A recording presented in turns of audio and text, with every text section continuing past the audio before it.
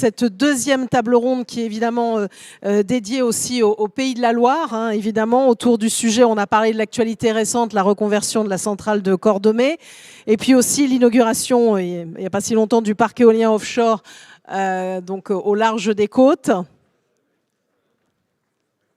Je sais, c'est pas facile parce que là, il y a un peu le flottement entre les deux tables rondes, le temps de discuter, d'échanger, de se retrouver. Mais on va évidemment parler de tous ces sujets. Donc, je vais remonter comme ceci pour vous présenter Gwenaëlle Plagne, qui est secrétaire adjoint du SEC EDF, merci d'être avec nous. À vos côtés, je vous avais dit qu'il y aurait une femme, Annie Le Gall-Lassalle, ravie de vous accueillir, chercheuse au CNRS au sein de l'Université de Nantes, où vous allez parler avec nous de recherche, et ça c'est quand même un sujet majeur qu'il faut évoquer. Frédéric Dunet, bonjour, merci d'être avec nous, enfin bonsoir déjà, parce qu'on arrive déjà en fin de journée, mais là on ne sait plus s'il fait jour-nuit. Premier vice-président de Territoire Énergie 44, syndicat d'énergie qui s'appelait Sidela auparavant, voilà, qui vient de changer de nom. Bassem Assé, merci beaucoup d'être avec nous, premier adjoint au maire de Nantes. Voilà, madame la maire n'a pas pu être présente, mais en tout cas, on l'avait invitée aussi. Donc, c'est pour ça que je parlais tout à l'heure, peut-être vous n'étiez pas là en introduction, du fait qu'on aurait voulu avoir plus de femmes sur scène, mais en tout cas, je suis ravie de vous accueillir. Roland Marion, merci aussi d'être avec nous, membre du Conseil régional délégué à la transition écologique et énergétique et aussi membre de la commission territoire, ruralité, environnement. Il y a beaucoup de choses dedans, hein. Je vais pas tous les détailler. Et enfin, ravi d'accueillir monsieur le député Mathias Tavel, député de la 8e circonscription de Loire-Atlantique. Merci beaucoup à vous tous d'être avec nous. Alors, quand on parle des Pays de la Loire, c'est quand même bien, déjà, on va dire, de planter le décor et parler des enjeux. On va arriver évidemment au sujet du mix énergétique, mais il y a aussi beaucoup d'énergies renouvelables, hein, et c'est pour ça qu'on va voir comment, entre nucléaire et énergie renouvelable, on trouve un bon équilibre. Je vais commencer par vous, Roland Marion, peut-être pour faire le point des chiffres clés en matière de transition écologique et énergétique, puisqu'on parle beaucoup d'énergie dans la région. Bonjour à tous.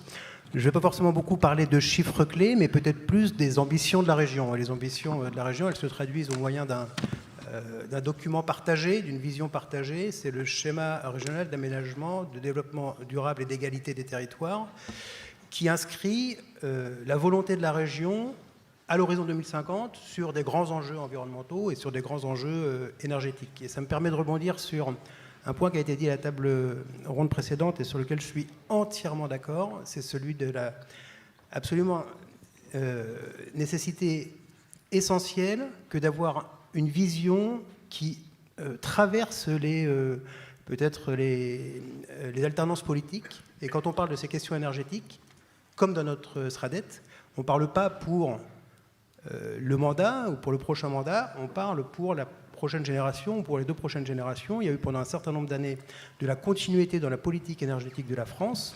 Et puis en 2012, quelque chose qui a été cassé sur le nucléaire au nom ou au titre d'une vision politique ou électoraliste, plus qu'au titre d'une vision de génération et d'une véritable vision politique. Et je pense qu'il faut qu'on réussisse à assumer les choix qui ont été portés par les gens qui ont pris des décisions à un moment donné et qui ont engagé soit les Pays de la Loire, soit la France, soit peut-être dans d'autres cénacles l'Europe, dans des visions de long terme qui transpercent les générations.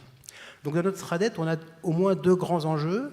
Le premier, c'est d'être à l'horizon 2050 une région à énergie positive. Vous disiez qu'on est aujourd'hui plutôt déficitaire en énergie, donc c'est un premier enjeu. Et le deuxième, c'est d'être une région neutre en carbone en 2050, ce qui évidemment n'est pas le cas aujourd'hui. Et on a un grand avantage en région Pays de la Loire, mais qui va se traduire dans cette question-là plutôt par un désavantage qui est celui d'être une région très attractive.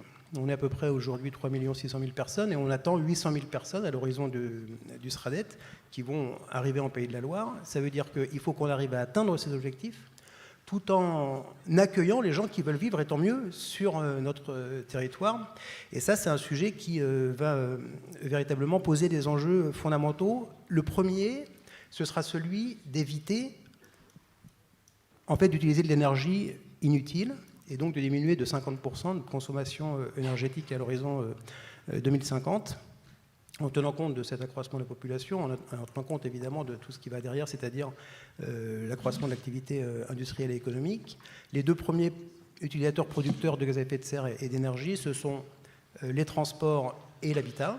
Et donc, le premier sujet, ce sera de réussir à diminuer dans l'habitat et dans les transports les questions d'utilisation d'énergie. Dans l'habitat, au moyen d'un certain nombre de dispositifs qui seraient un peu longs d'expliquer dans le détail aujourd'hui, mais globalement en rénovant 36 000 logements par an d'ici 2050, ce qui nous fait 1 million de logements rénovés à l'échéance de notre schéma régional.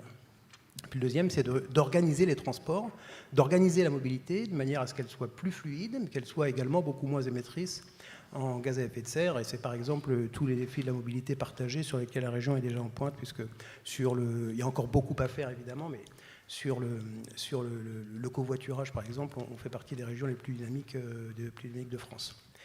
Et puis, une fois qu'on va avoir travaillé cette question, finalement, de diminution, de sobriété de notre utilisation énergétique, la deuxième, ce sera de passer sur une région à énergie positive tout en restant neutre en carbone.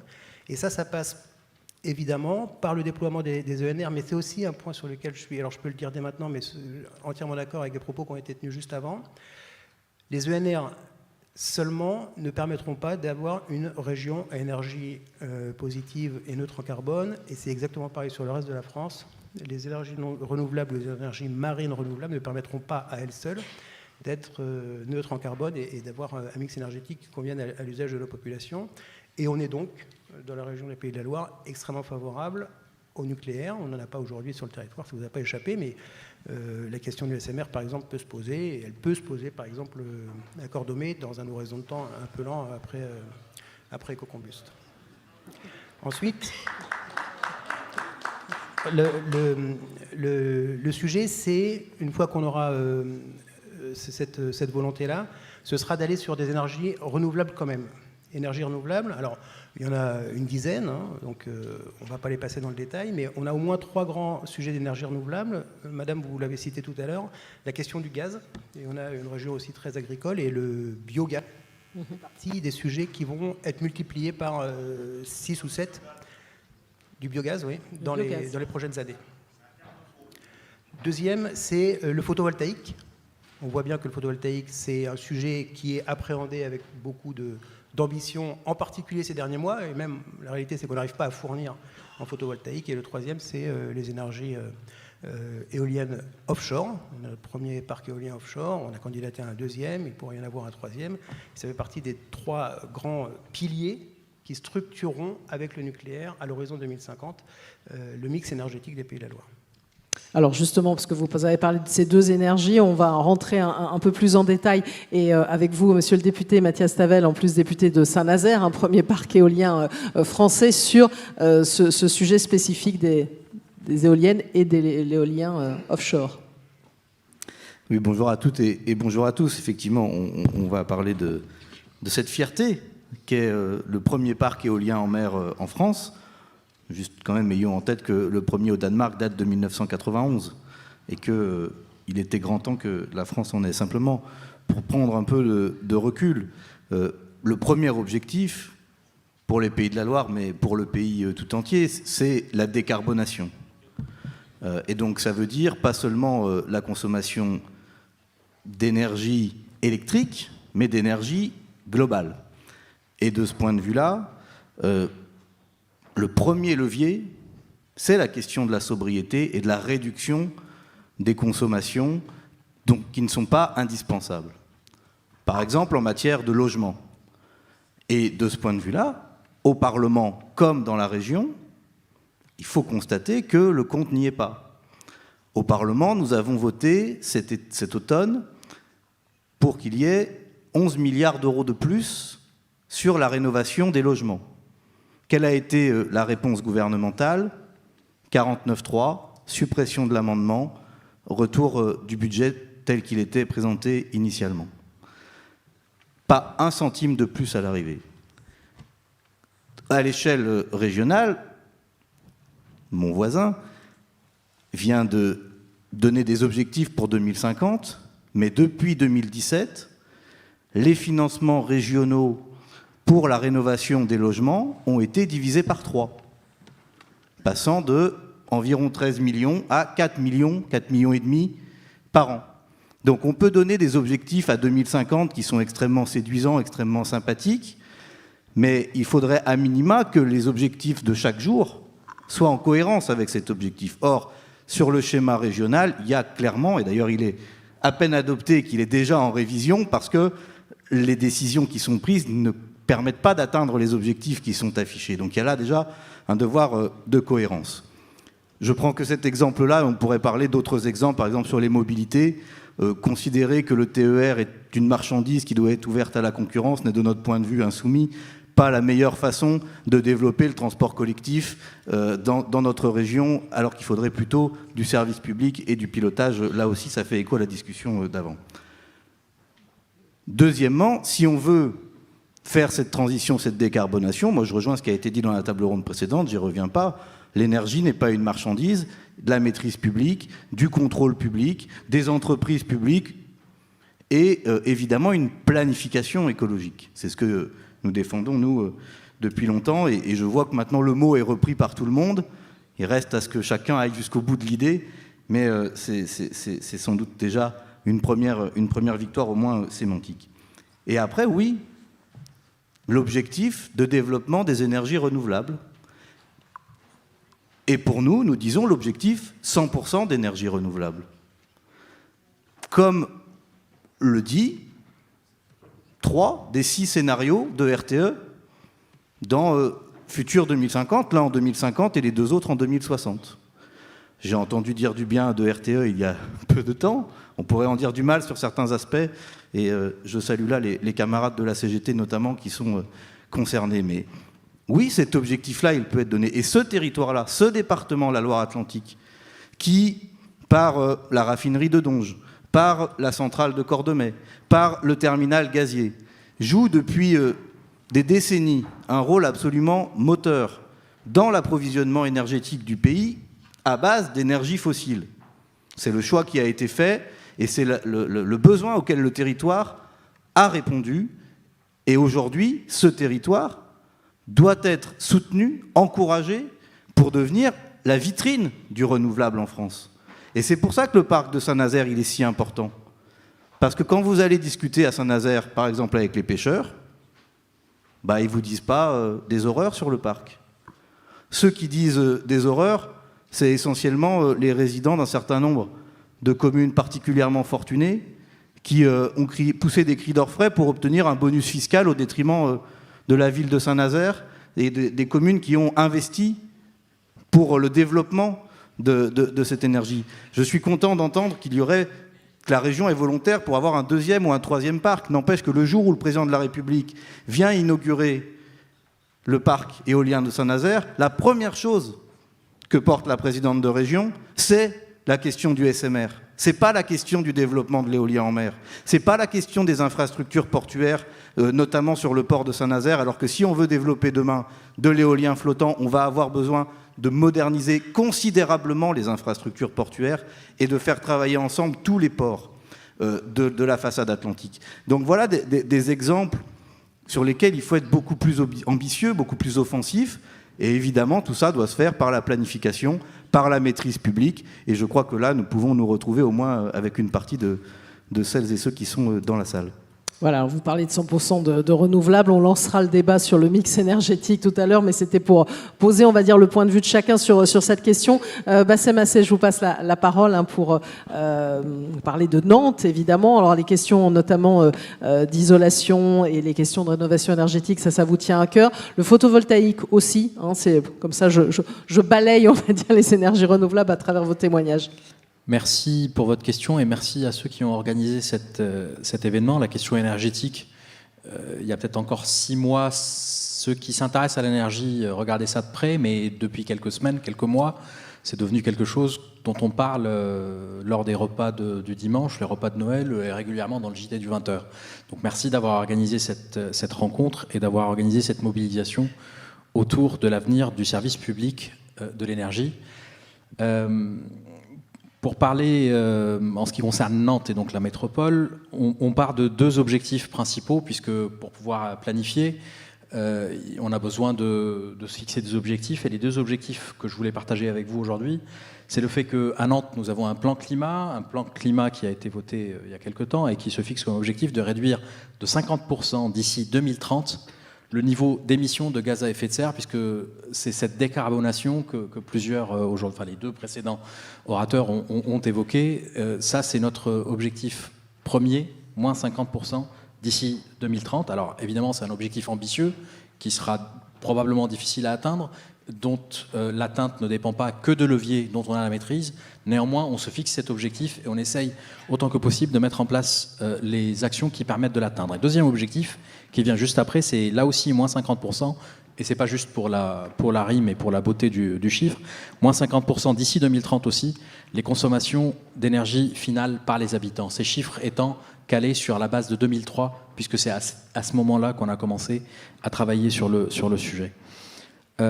Et pour atteindre ces objectifs, il y a un certain nombre de leviers sur lesquels on peut s'appuyer. Le premier, et Mathias Tavel l'a évoqué tout à l'heure, c'est la réduction de la consommation. La réduction de la consommation, c'est-à-dire que c'est devenu un lieu commun maintenant, mais l'énergie la plus propre est celle qu'on ne consomme pas. Et donc, en l'occurrence, la réduction de la consommation commence par notre propre consommation en tant que collectivité, les deux collectivités en l'occurrence. Et puis, le deuxième point, c'est les aides qui peuvent être apportées aux citoyens qui habitent dans cette ville, aux familles qui habitent dans cette ville, à ceux qui ont des logements qui méritent d'être mieux isolés. Et je pense en particulier aux parcs de logements sociaux, puisque c'est là où on a les personnes qui sont les plus défavorisées, et donc ceux pour qui le fait d'avoir une meilleure isolation signifie directement une amélioration de leur situation économique, puisque ça réduit la facture à la fin du mois, du trimestre ou de l'année. On s'appuie aussi sur une stratégie d'achat de l'énergie pour la commune, pour les collectivités, en l'occurrence Nantes et Nantes Métropole. Ça aussi, la question de l'achat, c'est quelque chose, de la commande publique plus généralement, est un levier important qui n'est pas souvent utilisé. Et je l'évoquerai tout à l'heure quand on parlera du photovoltaïque. En réalité, on peut en parler tout de suite puisque le photovoltaïque a été évoqué. On sait tous que la plupart des panneaux photovoltaïques ne sont pas, la grande majorité n'est pas fabriquée en France, n'est même pas fabriquée en Europe. Mais en même temps, si on veut qu'un jour on puisse réindustrialiser la France et l'Europe dans ce secteur-là, eh bien la commande publique a aussi son rôle à jouer. Et donc quelques chiffres juste pour vous dire ce que l'on essaye de faire dans ce domaine. C'est 32 000 mètres carrés qui sont déjà installés, ça signifie 19 000 panneaux photovoltaïques. Alors on dira que c'est peut-être marginal dans la consommation ou la production et la consommation d'énergie globale. Néanmoins, c'est important que la commande publique puisse encourager ce secteur d'activité. Et si des décisions industrielles à l'échelle nationale, voire européenne, pouvaient être prises pour renforcer la capacité de production en photovoltaïque, de panneaux photovoltaïques dans ce pays et dans cette région du monde, eh bien, ça sera une très bonne chose. Notre idée, c'est que 100% des toits soient utiles. Alors évidemment, ça ne va pas arriver du jour au lendemain, et donc on commence par les toits dont on a la charge. Je pense par exemple au marché d'intérêt national, le mine de Nantes. Je pense par exemple au parking du Zénith. Alors ce sont des exemples sur lesquels nous, on a la main. Là aussi, l'idée c'est de donner ces exemples-là comme modèle, et donc ça permet d'inciter progressivement le reste des citoyens à s'y impliquer, les entreprises également. On a également la question du réseau de chaleur qu'on a mis en place et qui, pour moi, est quelque chose d'extrêmement important, puisque sur les 40 000 logements couverts par le réseau de chaleur urbain, eh bien 24 000 ou 25 000 sont des logements sociaux. Là aussi, ça nous permet d'éviter de tomber dans les excès du marché de l'énergie qui a été longuement évoqué et critiqué à juste raison dans la première table ronde. Le fait d'avoir ce réseau de chaleur, au moment où la décision a été prise, je pense qu'on ne pensait pas qu'on serait au niveau de tarif de l'énergie qu'on a aujourd'hui. Donc c'était une excellente décision il y a quelques années, et que les travaux que ça a nécessité dans l'ensemble de la ville, eh bien, c'était des travaux coûteux, c'est des travaux qui étaient un peu casse-pieds pour les habitants, pour ceux qui circulaient dans la ville. Néanmoins, c'était quelque chose d'important, et donc ça utilise de l'énergie renouvelable. Les transports en commun, là aussi, on est à mi-chemin entre la commande publique, mais je pense que quand on passe nos bus à l'électricité, et je pense au e-busway pour être plus précis, et quand on passe nos bus au gaz naturel, là aussi on contribue à l'atteinte de cet objectif que j'évoquais tout à l'heure de moins 50% d'émissions de gaz et 50% de consommation d'énergie. Et puis, je ne vais pas parler trop longtemps, mais je voulais juste évoquer aussi le fait que le secteur privé est important dans cette affaire. Le levier de la commande publique, la planification et le fait de déployer du photovoltaïque ou du réseau de chaleur, c'est extrêmement important. Mais c'est aussi important de soutenir les innovations qui parfois viennent du secteur privé. Je pense à des entreprises comme Life ou comme Herces. Alors je vous rassure tout de suite, j'ai aucune action ni dans l'une ni dans l'autre, mais ça peut donner des solutions, peut-être pas immédiates, peut-être pas les solutions que l'on imagine tout de suite, là, dont Herces parle ou Life parle, mais ce sont des choses qui peuvent être utiles dans de futurs projets. Et là aussi, la recherche et le développement sont importants. J'évoquais la dimension privée de la recherche et développement, mais il y a aussi la dimension publique. On a à Nantes l'école centrale de Nantes, on a un certain nombre de moyens, mais ça sera évoqué tout à l'heure par d'autres que moi autour de cette table. On a un certain nombre de moyens et de volontés pour expérimenter des solutions nouvelles, et je pense en particulier à la façade maritime dont on dispose, et Mathias Tavel l'évoquait tout à l'heure, de même que monsieur le conseiller régional. On a cette façade maritime, on est probablement en France le pays en Europe qui a le plus de façades maritimes. Ce serait dommage de ne pas profiter de cette façade maritime pour développer des technologies qui nous permettent de produire de l'énergie renouvelable. Et encore une fois, ça ne veut pas dire qu'il faut arrêter le nucléaire ou je ne sais quoi. Je ne suis pas dans le débat sur le mix énergétique. Je suis plus dans une logique où on a cette façade maritime et ce serait dommage de ne pas s'en servir pour produire de l'énergie propre.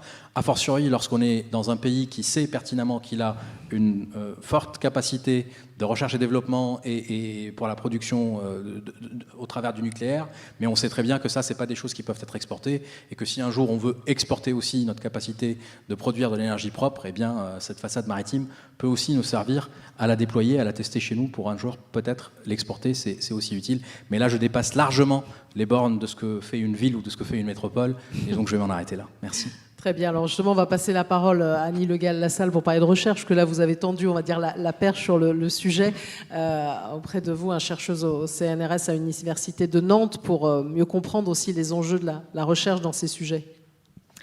Alors bonsoir à tous, merci de l'invitation. Donc effectivement, moi je vais vous parler un petit peu de recherche locale. Donc à l'Institut des matériaux de Nantes, on a évidemment toute une équipe qui travaille sur tout ce qui est stockage, stockage de l'énergie en général, et notamment stockage par la filière hydrogène. Et on travaille sur les piles à combustible et les électrolyseurs. Alors juste pour rappel, la pile à combustible, c'est un système qui permet, en présence de l'oxygène de l'air, de transformer de l'hydrogène en électricité. Et ça ne produit que de l'eau et de la chaleur, donc on a une production d'électricité qui est complètement décarbonée. Et à l'inverse, ces systèmes-là, ils ont des petits frères, si je puis dire, qui sont des électrolyseurs et qui vont permettre de transformer, à partir d'électricité, de transformer de l'eau en oxygène et en hydrogène qu'on peut stocker.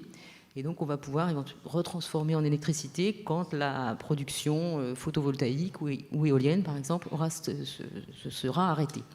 Alors, petite parenthèse par rapport à ce qu'on a écouté avant, d'ailleurs.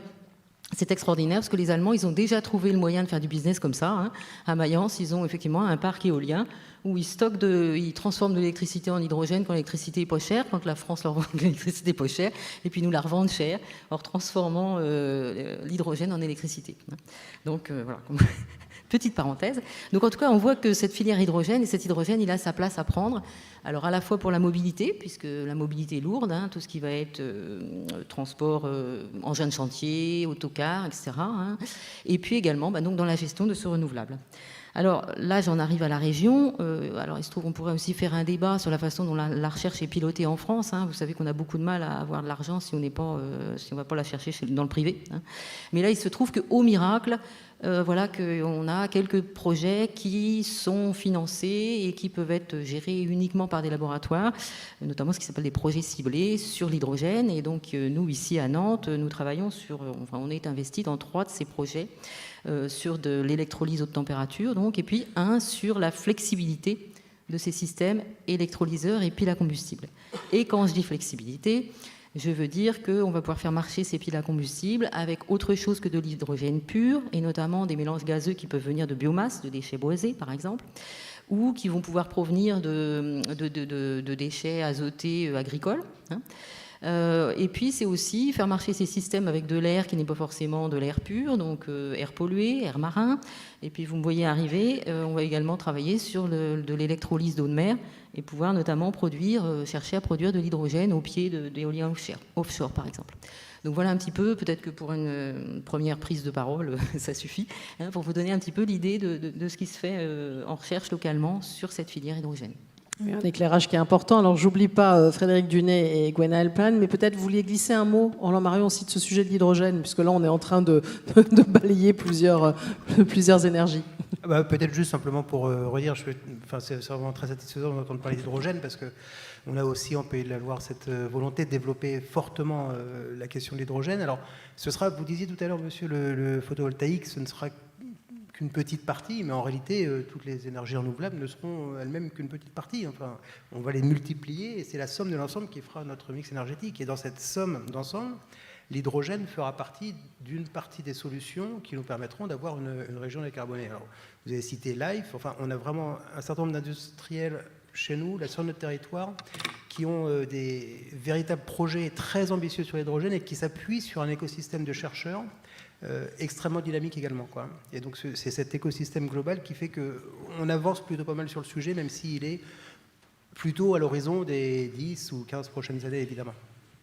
Alors Frédéric Dunet, donc premier vice-président de Territoire Énergie 44, vous accompagnez justement le développement de ces ENR, avec aussi un sujet qu'on a précédemment évoqué parce qu'il est central, hein, c'est la question des réseaux aussi.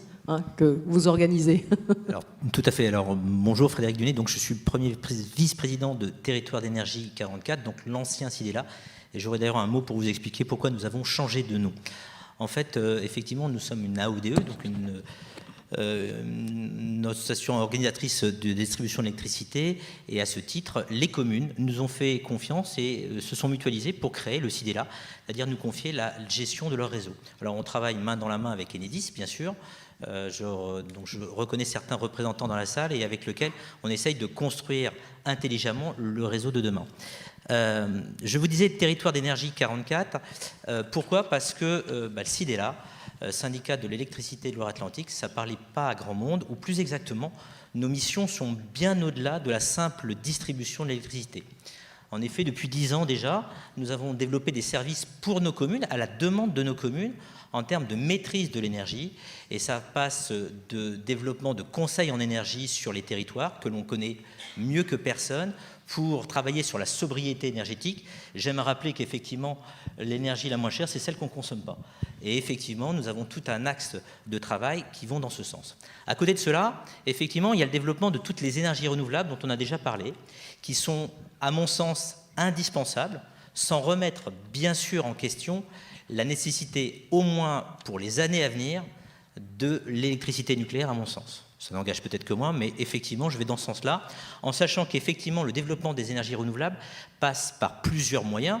On a parlé du photovoltaïque, de la chaleur solaire, des réseaux de chaleur, de l'éolien, du gaz ou du biomasse, même si on peut appeler ce gaz d'origine animale biomasse ou pas, peu importe.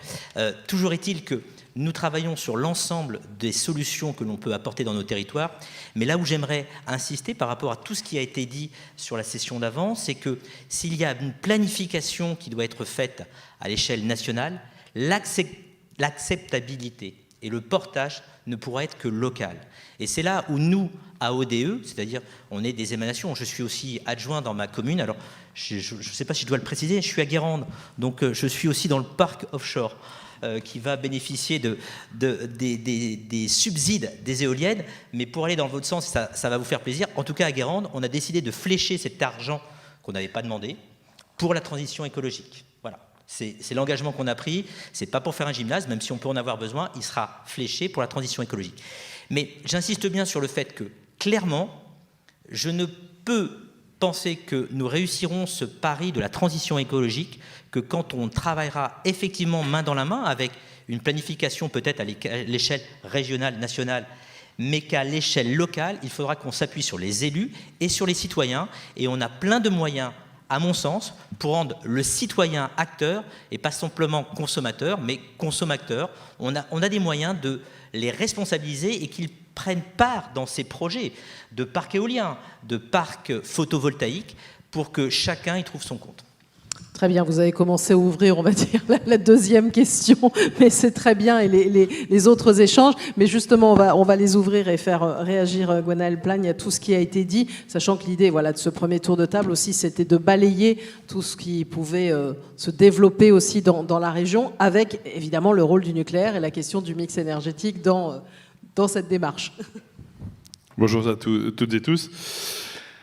Oui, la région Pays de la Loire a été choisie par le CNE de façon clairement, et ça a été l'intitulé de ce deuxième débat, c'est une région qui concentre quand même de nombreuses difficultés. Une région déficitaire en production. La région Pays de la Loire ne produit que 20% de sa consommation. Heureusement, et le mot a été dit tout à l'heure, qu'il y a la péréquation tarifaire.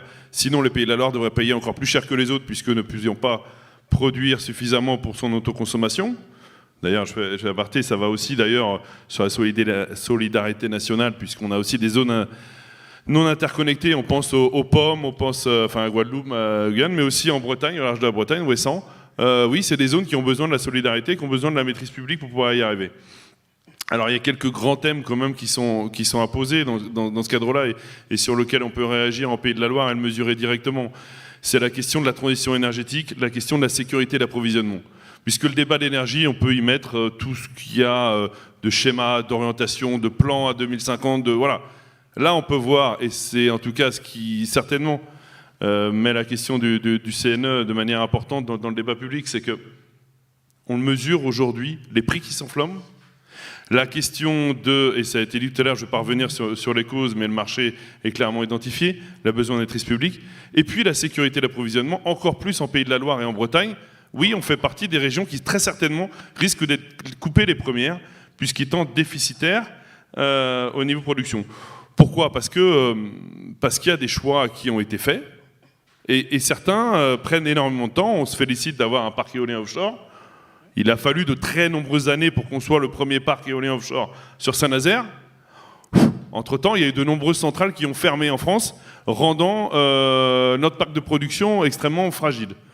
On a à côté, et c'est le deuxième exemple qui sert justement pour ce CNE de Nantes, c'est la centrale de Cordemais, qui devait être fermée par, pareil, des grands enjeux politiques en disant, soi-disant, qu'on va solutionner l'enjeu climatique en fermant les 4 centrales françaises à charbon.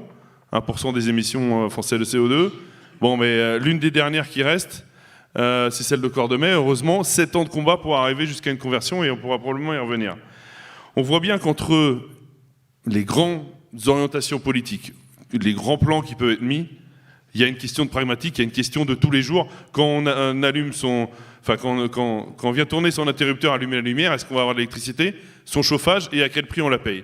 Et pour ça, et pour pouvoir dérouler tout ce qui a été dit là sur les orientations, et l'objectif n'étant, alors on n'est pas une région nucléaire, même si on importe l'électron nucléaire et on en a tous besoin, la question c'est comment on met en application les décisions politiques, quelles qu'elles soient, elles sont toutes respectables, qu'elles soient à un horizon loin ou à un horizon proche. En tout cas, les usagers, les collectivités locales, les entreprises en ont besoin. Et pour ça, je voudrais revenir sur un terrain important, la maîtrise publique. La maîtrise publique pour que tout ce qui sera décidé, quel qu'il soit, dans les métropoles, dans la région ou au niveau national, puisse se mettre en œuvre directement. Pour ça, seule une entreprise publique peut réagir justement et engager tout ça. Je voudrais juste prendre une anecdote qui reste dans dans le Grand Ouest. C'est quand ils ont voulu essayer, et je dis ils ont voulu nationalement essayer de sauver l'équilibre de la Bretagne et dire bon finalement il n'y a pas beaucoup de centrales au bout et on va essayer d'en mettre une. Nombreuses années de discussion, un pacte breton qui a été mis en place, une centrale à gaz qui a été voulue vraiment à la pointe de la Bretagne, à l'Andivisio, et ouvert au marché, pas de maîtrise publique. Qu'est-ce qui se passe ? 42 millions d'euros payés sur deniers publics, sur les factures de chacun, pour maintenir une centrale à gaz qui fait 400 MW, sans qu'elle produise, juste pour la maintenir, sur 25 ans. On va la payer 3 fois. Et encore plus de ça. Quand Total, puisque c'est Total qui a gagné cet appel d'offres, va produire, c'est tout bénef. Enfin, au bout d'un moment, il faut quand même se poser la question du gaspillage de l'argent public et ce qu'on veut en faire. Donc on peut faire toutes les orientations qu'on veut, on peut mettre tous les schémas, qu'ils soient alors 100% ENR, c'est 2050, donc c'est loin. En tout cas, pragmatique, pilotable, équilibre, comment on y va ? On a besoin d'une maîtrise publique pour y aller, et seule une entreprise unie, parce que derrière il faut des réseaux, ça a été dit avec le CIDELA, il faut que des réseaux puissent le faire. Multiplier les points d'injection sur le réseau, panneaux photovoltaïques, éoliennes, tout ce qu'on veut, ça fait des travaux sur les réseaux. Est-ce qu'on a besoin de les faire par 3, par 4 ? Je pense pas. Il faut vraiment qu'il y ait cette cohérence. L'entreprise, comme elle était auparavant, je parle d'EDF, GDF, mais au moins sur la partie élec, EDF, étaient là pour mettre en application les décisions décidées par la nation ou au plus près. Eh bien, on en a besoin parce que sinon, c'est vraiment un gaspillage et c'est vraiment balancer notre argent par les fenêtres et les donner aux actionnaires. Et je ne pense pas que Total en a encore besoin. Voilà. Pour ces propos. Au moins jusqu'en 2035. Donc, il faut là un moyen pilotable, le plus décarboné possible. En plus, un projet qui vient porté par des organisations syndicales, porté par des salariés. Quand on prétend faire de la transition écologique un objet populaire, un objet de progrès social, rien que ça déjà c'est un élément sur lequel on doit insister. Aujourd'hui, s'il y a un projet de conversion de la centrale de Cordemais, c'est bien sûr du fait de l'engagement du directeur initial, c'est surtout le fait de l'engagement des salariés, alors qu'on a eu en face, de la part du gouvernement, de la part aussi de l'entreprise EDF, dans la situation qui est la sienne, des freins. Et que ce projet-là aurait été enterré depuis longtemps s'il n'y avait pas eu cette combativité. Maintenant, la question, c'est ensuite. Il y a de bonnes nouvelles, prenons-les, confirmons-les, parce que tant que ce n'est pas confirmé, signé et engagé jusqu'au bout, vous avez appris à être prudent et combatif, donc restez-le, évidemment. Mais après, c'est tout ce qu'on disait sur la création d'un pilotable décarboné, qui ne soit, pour nous, de notre point de vue, pas nucléaire, parce que le nucléaire pose d'autres questions en termes de déchets, en termes de sécurité, en termes de coûts, en termes de maîtrise des technologies, et que d'ailleurs, de toute façon, d'ici 2035, voire d'ici 2040, il n'y aura pas de nouvelle EPR disponible, quels que soient les choix qui sont faits aujourd'hui. Donc, pour les 15, voire les 20 prochaines années, ça n'est pas une réponse à la question du besoin d'électricité. La réponse, c'est forcément du renouvelable et c'est forcément décarboner au maximum ce qui aujourd'hui fonctionne. Donc, avec la question du stockage. Et le stockage, qui revient souvent, parce que si on fait 100% de renouvelable, il va falloir sacrément le piloter. Absolument. Et d'ailleurs, on a parlé de l'hydrogène, on a parlé de LIFE, on a parlé des essais qui sont faits au SEMREV, au large du Croisic. Là aussi, la région peut jouer un rôle moteur, un rôle pilote. Évidemment, le travail qui est fait aussi à Centrale Nantes est remarquable et à l'Université de Nantes également. Donc, et dans thermique décarboné, il y a aussi cette question-là qui est posée. Vous avez évoqué l'hydrogène, on pourrait parler d'autres éléments, la question du stockage de l'électricité. Et moi, je pense qu'un pays comme la France, en 10 ans, 20 ans, avec les ingénieurs, les techniciens qui sont les siens, est capable de répondre à ce défi comme il a été capable de construire un programme nucléaire de grande envergure, pour peu qu'on y mette autant d'énergie, je veux dire politique, et autant de moyens financiers. Parce que c'est ça aussi la question. C'est qu'aujourd'hui, l'une des questions, c'est si on met 120 milliards sur un nouveau programme nucléaire, combien il reste pour la sobriété, combien il reste pour les énergies renouvelables? Et alors, quel service public? Pour la question du service public, pour le coup, là, je vais dans le même sens que Gwenaëlle. Nous avons besoin d'une entreprise publique, nationale, intégrée, qui travaille avec les collectivités. On a eu une bonne discussion sur la planification avant Noël au Parlement, même si on n'a pas obtenu gain de cause. Et pour ça, y compris s'il le faut, la désobéissance aux règles européennes. Moi, je reste absolument convaincu, j'étais encore hier à la manifestation des boulangers, que sur le tarif réglementé, la maîtrise publique de l'énergie, la vraie renationalisation d'EDF, la sortie de l'énergie du marché européen, il y a en France une majorité très large pour ces dispositions. Et puis, M. Macron désobéit en ne respectant pas les objectifs de développement des renouvelables. Eh bien, en gage de bonne volonté, nous pourrions dire à la Commission européenne qu'on respectera ces objectifs, mais que pour ça, on a besoin de désobéir au marché et à la mise en concurrence. Alors, Roland Marion, pour commenter, vous avez déjà parlé de cette question de mix et de nucléaire, vous l'avez abordé, mais aussi quel service public? Pas forcément pour commenter, peut-être pour préciser quelques sujets. Premièrement, je crois vraiment, je le redis, que la question principale est de se fixer un objectif et de s'y tenir, et pas le changer à chaque fois qu'on change de majorité, par exemple. J'ai le plaisir d'écouter les débats à l'Assemblée de région où on dit très à ma droite Nous, on veut surtout pas d'énergie renouvelable. On veut pas d'éoliennes, c'est pas recyclable, c'est pas tout ce qu'on veut, ça on ne veut pas. Très à ma gauche, on ne veut pas de nucléaire. Et au milieu de ça, ne se dégage pas de schéma qui nous permettrait de nous dire on se situe dans une vision de long terme. Et je pense que cette vision de long terme, elle doit être alimentée par aussi, vous disiez, la capacité de nos ingénieurs à faire coïncider la réalité de ce que pourrait être le mix énergétique en 2050 avec la volonté politique. Et une région ou une nation 100% ENR en 2050, en réalité physique, ça n'existe pas. Donc quand on se fixe cet objectif, il faut ce mixte ENR et nucléaire, parce qu'il n'y a pas d'autre réalité physique qu'un mixte ENR et nucléaire, et peut-être aussi un peu de carbone, parce qu'on en aura encore besoin pour quelques années.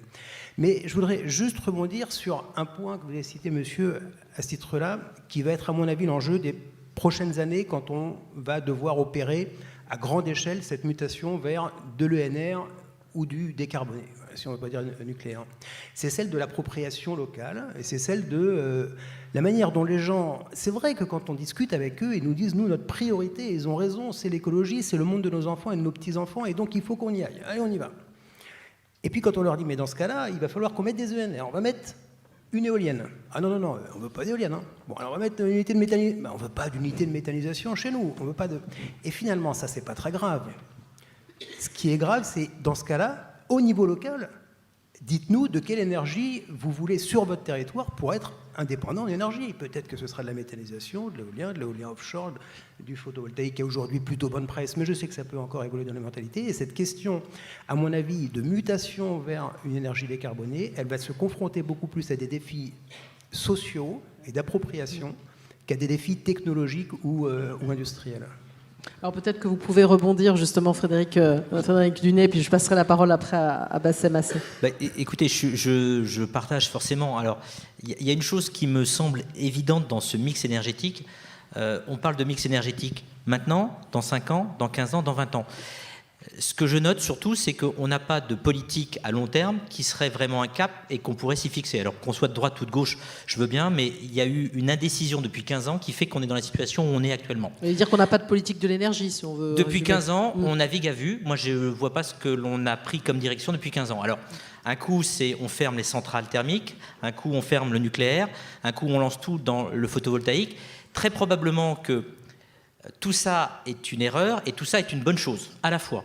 Parce que je pense qu'effectivement, le mix va combiner toutes ces énergies. J'espère bien que la recherche nous aidera aussi dans des solutions de stockage qui pourraient grandement nous faciliter la vie. Néanmoins, je pense qu'une politique énergétique se construit, mais à l'aube de 15 ou 30 ans.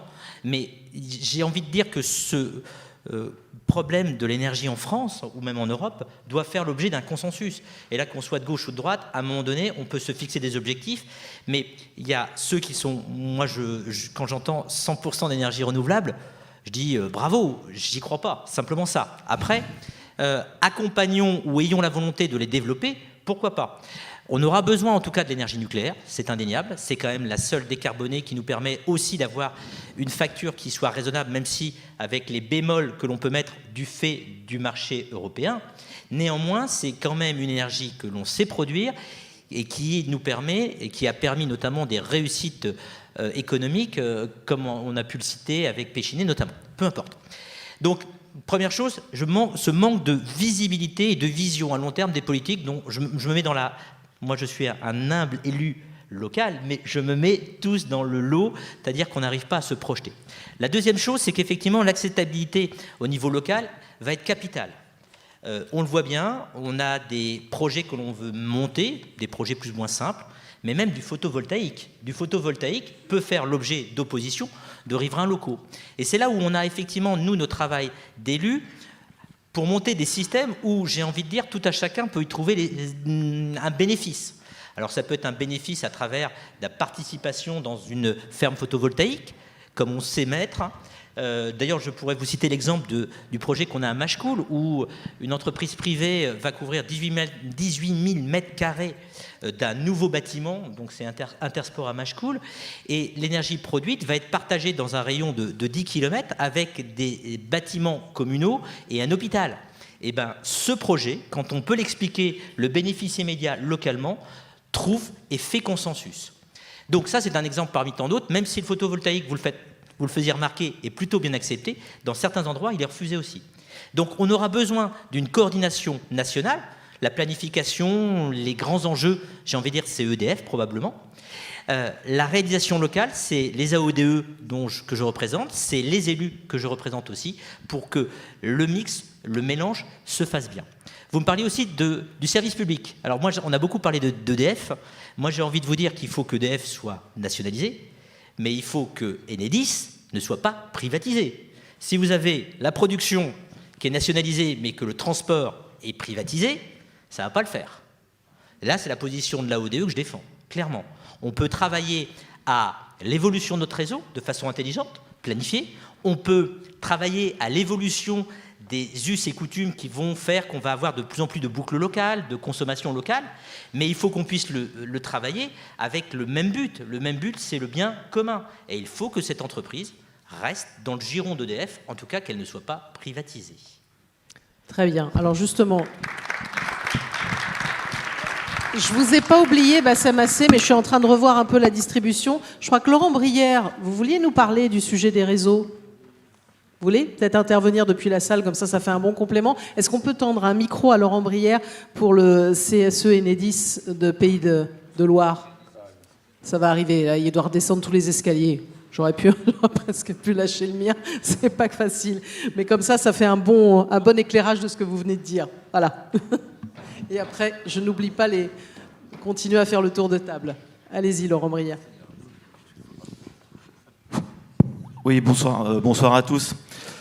Je rebondis sur la dernière intervention du CIDELA, Territoire énergie 44. Territoire énergie 44. Parce qu'en interne, nous à Enedis, on n'est pas persuadés, avec les employeurs qu'on a aujourd'hui aux manettes, qui tiendraient le discours que vous tenir, à savoir que Enedis ne soit surtout pas privatisé et qui sortent du giron de la maison mère EDF SA. Donc bravo à vous sur cette intervention. Alors il est vrai qu'on n'a pas parlé beaucoup des petites voitures bleues et des agents du service public de distribution d'électricité, puisqu'on a parlé beaucoup de mix énergétique, de production, etc. Mais une fois qu'on aura réglé toutes ces problématiques de production, il faudra aussi s'assurer que les électrons produits, ils arrivent bien dans tous les foyers, dans tous les commerces, dans toutes les collectivités locales.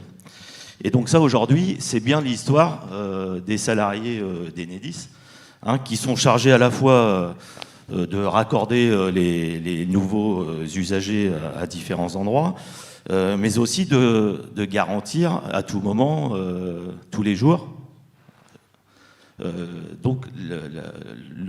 l'énergie, qu'elle arrive bien dans tous les foyers. Nous, ce qu'on a constaté depuis la libéralisation du marché de l'énergie, l'entreprise EDF historique a été désintégrée. On est passé d'une entreprise qui partait de l'outil de production jusqu'à l'usager final, en passant donc par le réseau de transport électricité et puis le réseau de distribution. Aujourd'hui, on en est rendu à avoir des mailles, quand je parle de mailles, c'est des territoires, qui sont passés des départements à des régions. Pour la petite histoire, Enedis, Pays de la Loire, donc c'est sur le schéma de la région, donc 5 départements. Or, historiquement, on était à des mailles départementales avec, y compris un maillage territorial, une présence dans les territoires qui était nettement plus importante qu'elle ne l'est aujourd'hui. Donc ce qu'on a constaté, en ce qui concerne nous, la distribution de l'électricité, c'est une disparition de sites de proximité qui ont occasionné quoi vis-à-vis de nos usagers ? Eh bien, c'est des délais d'intervention de plus en plus longs, voire des reports d'intervention, et là j'appelle, par rapport à des dépannages notamment, des choix d'entreprise, pourtant entreprise de service public, des choix assumés, alors pas trop déployés dans les médias et bien sûr chez les usagers, mais sachez qu'en même temps, aujourd'hui, dès 21h le soir, un usager qui est privé d'électricité chez lui, dès lors que c'est dépannage individuel, eh bien, souvent, ce dépannage est reporté au lendemain. Pourquoi?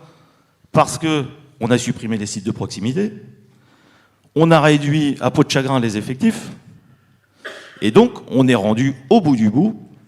C'est-à-dire que, par exemple, sur l'agglomération nantaise, aujourd'hui, au moment où on se parle, sur une grosse base opérationnelle qui est située à Orvaux, au nord de Nantes, eh bien, il manque 10 agents pour monter l'astreinte.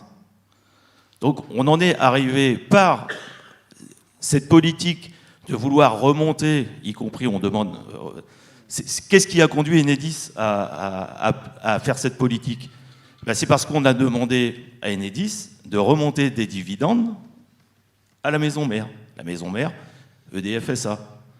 Hein, et je rappelle, pour la petite histoire quand même, parce qu'on peut parler de renationalisation d'EDF, mais enfin, l'actionnaire à 83% pendant les 20 ans dont on a parlé tout à l'heure, c'est les gouvernements successifs.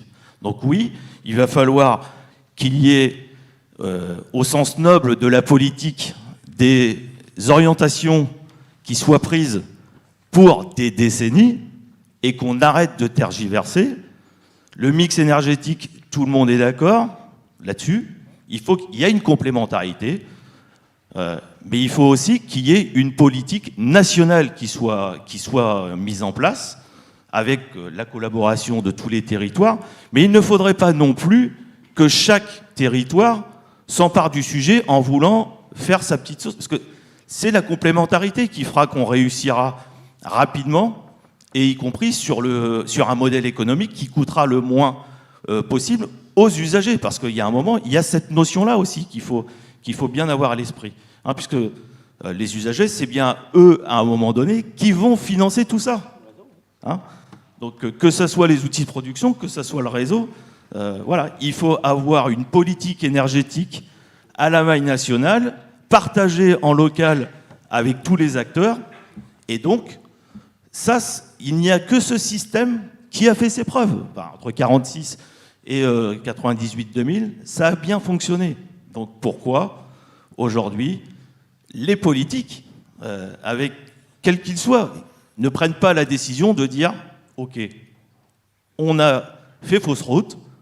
Concrètement, tout le monde est d'accord pour dire que ce système libéral du marché de l'énergie est une réelle catastrophe pour tout le monde, pour les collectivités, les usagers, les artisans, les commerçants, et y compris sur la qualité même de notre service public. Pour la petite histoire, on a multiplié nos délais de raccordement par 4 ou 5. C'est-à-dire que ce qu'on était capable de faire à une époque, raccorder un logement en 2 mois, on était bientôt à 6 mois pour le faire ces derniers temps. Et en ce qui concerne la qualité de service public, eh bien, quand on n'est plus capable, sur choix économique, de dire on n'envoie pas des techniciens pour dépanner quelqu'un qui n'a pas l'électricité chez soi, eh bien, c'est une aberration. Donc, retrouvons la raison, que ce soit au niveau politique, au niveau des décisionnaires de nos grandes entreprises, et revenons à nos fondamentaux. Hein. Donc, l'énergie, c'est un bien commun, c'est un bien d'intérêt général, et il doit être disponible partout et pour tous, sans différenciation, qu'on soit un usager des villes ou un usager des champs. Voilà. Merci à vous pour cet éclairage. Laurent Brière, ça faisait bien le lien avec ce que disait précédemment. Vous êtes prêt à réagir, Gwenel, ou je passe la parole à Bassem Assé? Alors, le premier, allez-y, Bassem Assé, puisque je continue le tour de table quand même sur la question du mix énergétique et quel service public, et en plus, ce que vient de dire Laurent Brière peut faire réagir. L'heure avance et je ne vais pas parler longtemps, mais juste pour rebondir sur l'idée de bien commun, et là, pour le coup, ce n'est pas l'adjoint du maire de Nantes ou l'élu métropolitain, c'est juste le simple citoyen. Quand on prend un peu de recul et qu'on regarde dans le monde, là où les États sont les plus défaillants, parmi les premiers symptômes, c'est leur incapacité à fournir de l'électricité, à fournir de l'eau potable la plupart du temps. Vous regardez plein de pays, et je ne sais pas combien dans la salle ont eu l'occasion d'expérimenter des États défaillants comme ça, moi je l'ai vécu, je peux vous dire que personne n'a envie d'habiter là-dedans. Et en fait ça, en tout cas ici en France, en Europe, peut nous arriver. Apparemment, on l'a échappé cet hiver. J'espère que l'hiver prochain, on l'échappera aussi.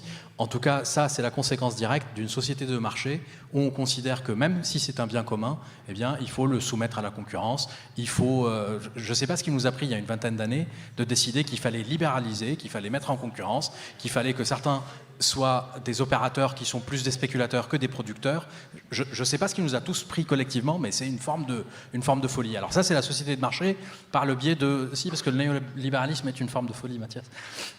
Que ça vienne de gauche ou de droite, pour le coup. En tout cas, ça, c'est la société de marché qui vient d'en haut, mais on a aussi une forme de société de marché qui arrive d'en bas. Vous l'avez évoqué tout à l'heure, le fait qu'on puisse systématiquement dire « Ah ben non, les éoliennes, c'est super, mais pas dans mon arrière-cour ». Non, en fait, on a un problème, c'est qu'en fait, si l'énergie est un bien commun, il est commun, il y a une forme de solidarité nationale qui doit exister, peut-être même une forme de solidarité européenne, j'en sais rien, mais en tout cas, on ne peut pas juste laisser ça au bon choix de j'ai envie ou j'ai pas envie. Nous, on a dans cette région l'avantage d'avoir cette façade maritime.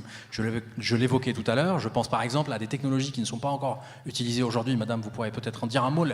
La houle, cette capacité de générer de l'énergie au travers du mouvement de la mer. J'ai du mal à imaginer qu'on ne puisse pas, dans les années qui viennent, peut-être qu'en 2100, on atteindra le 100% renouvelable grâce à des technologies comme ça qu'on n'identifie pas aujourd'hui, ou qu'on identifie mais qu'on est incapable aujourd'hui de réaliser.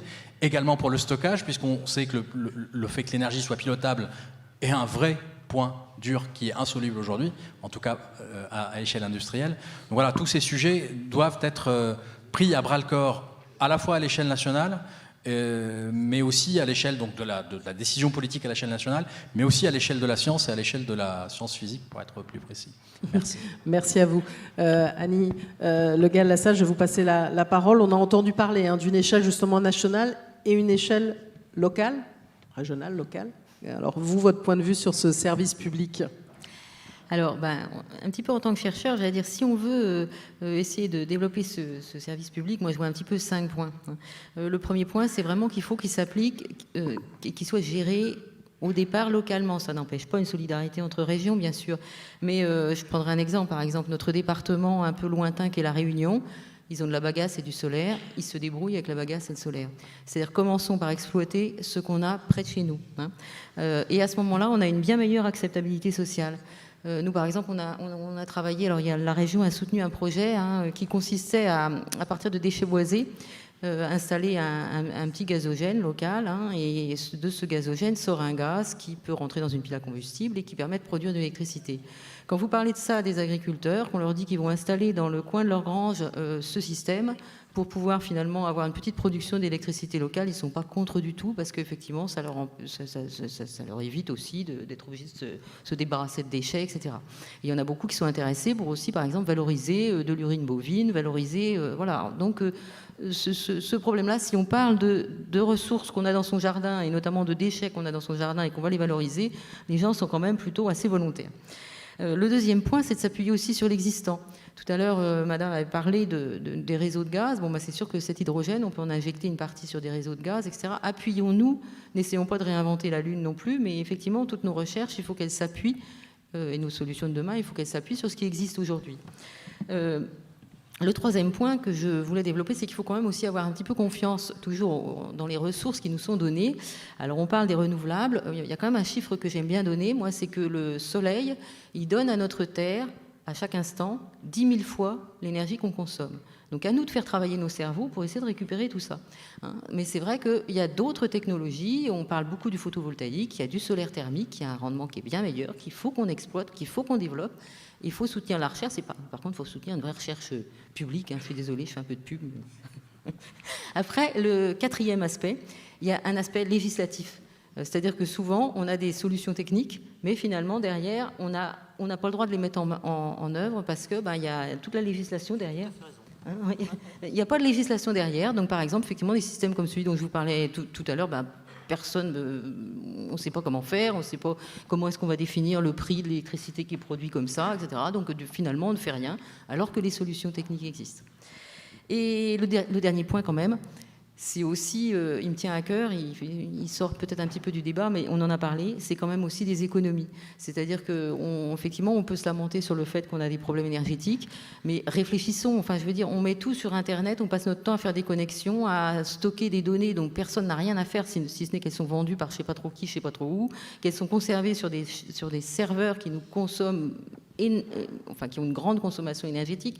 Donc voilà, je crois qu'à un moment, on ne peut pas dissocier ce débat sur l'énergie du débat sur la façon de faire des économies. Voilà.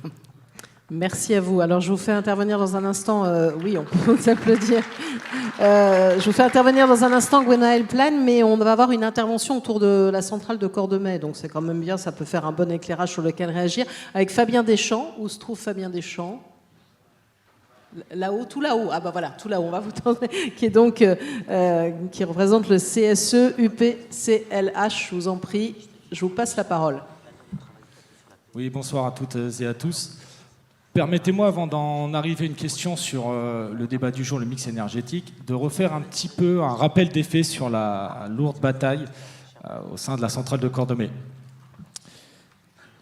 Car les choix politiques peuvent créer énormément de dégâts, que ce soit pour les agents, leurs familles ou le réseau électrique. Et j'ai une pensée émue pour les salariés et camarades de la centrale du Havre qui ont été sacrifiés par EDF lors de la campagne présidentielle pour aider le président Macron. Il faut savoir qu'à la suite de la politique du pollueur, du payeur de Jean-Louis Borloo, Ségolène Royal, le ministre de l'époque, a eu la grande idée de la taxe carbone sur les centrales à charbon. Le président de la République, lors de sa première campagne, se saisit de l'idée. Et il fait toute sa campagne sur la volonté de la fermeture des centrales à charbon qui, rappelons-le, ne représente sur le territoire national que 1% des émissions de CO2, qui, par exemple, le transport représente, lui, 76%. Les agents vivent difficilement cette mise en lumière. Il est dur de se sentir attaqué sur son emploi, sur son travail, quand on a la sensation de le bien faire et de participer au bien commun.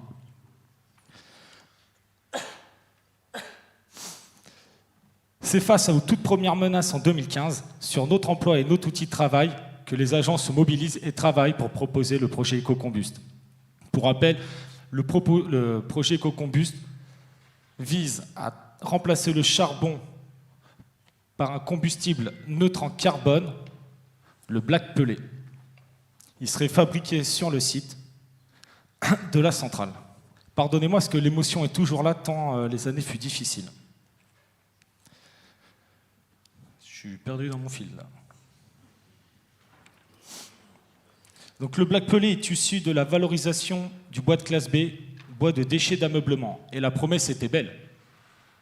Transformez vos vieux meubles Ikea en électricité.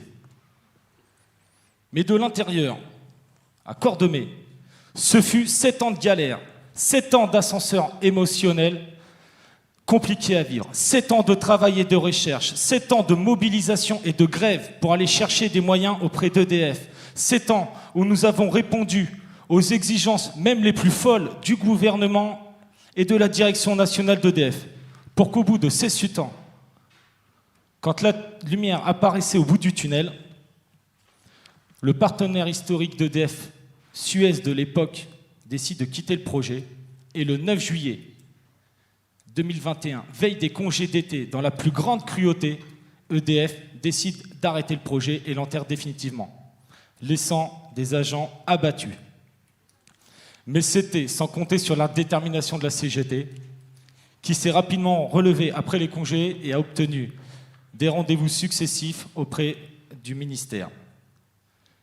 Barbara Pompili, ministre de l'époque, pendant 2 heures cherche à refermer la porte et à enterrer elle aussi le projet, nous incitant à ne pas s'accrocher auprès des chimères et à travailler sur les redéploiements. Il en était hors de question. Force d'argument, elle décide de rouvrir le dossier et nous laisser une nouvelle chance. C'est alors que nous rencontrons l'entreprise Paprec, qui se montre très intéressée. Et face à l'engouement de Paprec et à la détermination des agents, elle a fait un appel à manifestation d'intérêt pour la création d'une filière sur la valorisation des bois déchets.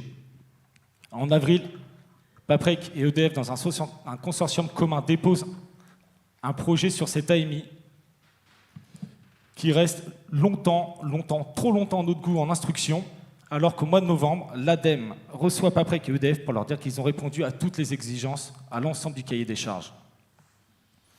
Il nous est alors proposé une rencontre avec le cabinet de la présidence de la République lors du déplacement pour l'inauguration des éoliennes de la baie de la Baule. Tout le monde est d'accord pour dire que le projet est intéressant, que tout ce que proposent les salariés mérite le coup, mais il n'en est rien. Pas de validation du projet par l'actionnaire majoritaire d'EDF, le gouvernement. C'est alors qu'on nous dit que d'autres réunions doivent être lancées avant la fin de l'année. Mais force est de constater qu'au 12 coups de minuit de la Saint-Sylvestre, les réunions et les promesses n'ont pas été tenues. Et c'est en toute responsabilité et en toute légitimité que les agents se mobilisent et déposent un préavis de grève. La réponse ne se fut pas attendre très longtemps. Le cabinet de l'Élysée propose très rapidement une rencontre avec une délégation de la CGT. Et c'est bel et bien le rapport de force qui a permis de ramener l'ensemble des acteurs politiques décisionnaires face à une cohérence politique des annonces qui étaient faites sur la transition énergétique. Alors il était important de faire ce rappel avant de poser la question sur la victoire historique des agents de la centrale de Cordemais et de rappeler que seuls ceux qui luttent sont ceux qui gagnent.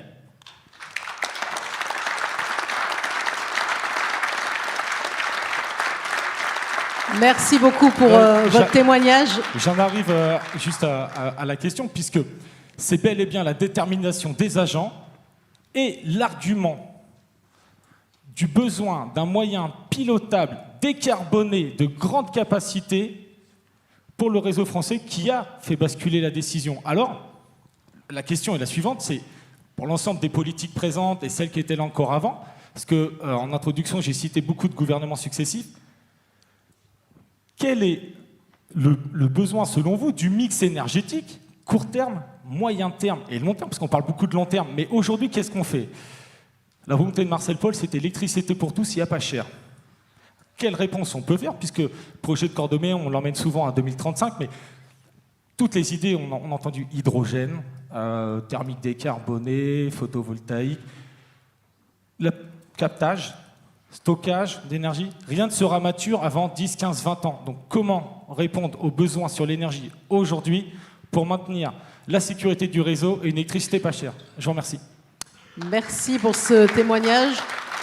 Et cette question, peut-être Gwenaël Plan veut déjà réagir aussi, et d'autres. Ah, je vais réagir. Bon, déjà, forcément, étant agent de Cordemais, je suis forcément d'accord avec Fabien, mais ça prouve quand même, et c'est 7 ans de lutte, et pour en arriver à la situation qu'on connaît depuis vendredi dernier, ça montre la difficulté sur les territoires de mettre en œuvre la transition. Alors que tout le monde est d'accord, alors qu'il y a des projets qui sont vertueux, et on peut en citer 200 si vous voulez, on peut en trouver rapidement, on voit bien la complexité à les mettre en œuvre. Il y a quand même quelques éléments, pour en revenir à l'élément de réponse et y arriver. Il y a, j'entends, et ça reprend la question du mix énergétique, comment on y va, l'hydrogène, le stockage, de nombreux paris. Alors les paris, qu'ils soient 100% ENR ou qu'ils soient, quels qu'ils soient, ça reste des paris aussi technologiques. Mais avant tout, il y a une urgence en fait. Il y a quand même une urgence climatique qui fait qu'il faut arrêter de tergiverser et il faut avancer. On voit là 7 ans pour pouvoir proposer une sortie du charbon et éviter de faire des coupures. Parce que quel sera le choix une fois que les citoyens n'auront plus d'électricité? Comment ils vont réagir? Vous l'avez dit, c'est l'abandon de l'État. Eh bien, ils chercheront quoi? Ils n'iront plus à chercher l'urgence climatique, ils chercheront à retrouver un moyen de production immédiat. Et on a pu voir déjà des entreprises qui achetaient des groupes électrogènes qui tournaient au fioul pour pouvoir s'alimenter parce que l'électricité était rendue trop chère. Oui, c'est déjà le cas dans le pays. C'est déjà, l'État ne fait pas son rôle et déjà abandonne les entreprises sur une question tarifaire. Cette urgence climatique, elle s'impose. Alors elle s'impose à nous tous, elle s'impose sur le domaine de l'énergie expliqué dans le cadre de la transition énergétique. On voit bien quand même, par ce qui a été dit tout à l'heure sur Enedis, par un petit peu globalement, ça fait sens avec ce qui a été dit au premier débat, qu'en fait il n'y a plus de responsabilité, on a l'impression qu'on parle là, dans le vide, en fait c'est qui le responsable derrière? Qui vient faire va mettre en œuvre la politique énergétique? Qui donne aujourd'hui l'électricité au pays? Qui vient régler le tarif? Là, il y a une bulle, il y a un marché, il y a quelque chose qui est censé exister, mais qui ne régule rien et qui surtout casse tout. Et alors, quand même, il y a des évolutions qui arrivent. On voit bien avec les transferts d'usage. Ça a été évoqué tout à l'heure, la mobilité. Mais c'est nouveau, en fait, que, suivant le sujet de l'énergie et de l'électricité de près, c'est nouveau qu'RTE, qui se dit aujourd'hui l'expert du sujet, dise que l'électricité, oui, on va en consommer plus. Parce que, en fait, baisser notre consommation d'énergie, baisser nos émissions de CO2, c'est aller plus vers l'électricité. C'est assez nouveau, en fait. Et donc, ça veut dire qu'il faut se re-questionner.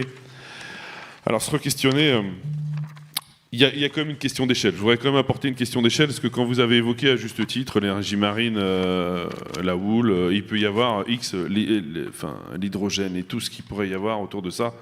Il peut y avoir une multitude d'énergies qui vont s'additionner. Il faut juste y mettre une proportion. Enfin, l'énergie marémotrice, enfin pas marémotrice, de houle et autres, si ça peut éclairer une maison, ça sera beau. Enfin, on parle d'un pays, on parle de 450 TWh, on parle d'une dimension énorme, en fait, où chacun, on a l'impression quand même que chacun a son idée, et tant mieux, il faut un mix énergétique qui prenne toutes les énergies du territoire, qui aille sur une R&D forte pour pouvoir proposer des alternatives, essayer de sortir. Mais il y a quand même un principe de réalité, on a besoin d'électricité massive pour le pays, pour qu'elle soit à un tarif intéressant, et pour nous, actuellement, hein, on verra les débats futurs, en tout cas pour nous actuellement, l'énergie nucléaire, il est urgent de la renouveler, il est urgent d'y arriver. Et la question de l'argent n'en est pas une. Quand tout à l'heure la question du bouclier tarifaire a été posée, 100 milliards sont trouvés dans l'année pour sauver quelque chose qui est une ineptie, que tout le monde se dit que c'est une ineptie. Alors il semblerait que ça serait difficile de trouver l'argent. On a vu par le passé, pour sauver des banques, c'était pas une difficulté. Et là, on voit bien une nouvelle fois, pour sauver le capitalisme et ce marché qui casse tout, on trouve 100 milliards. Bon, ben, en fait, on va très facilement trouver l'argent.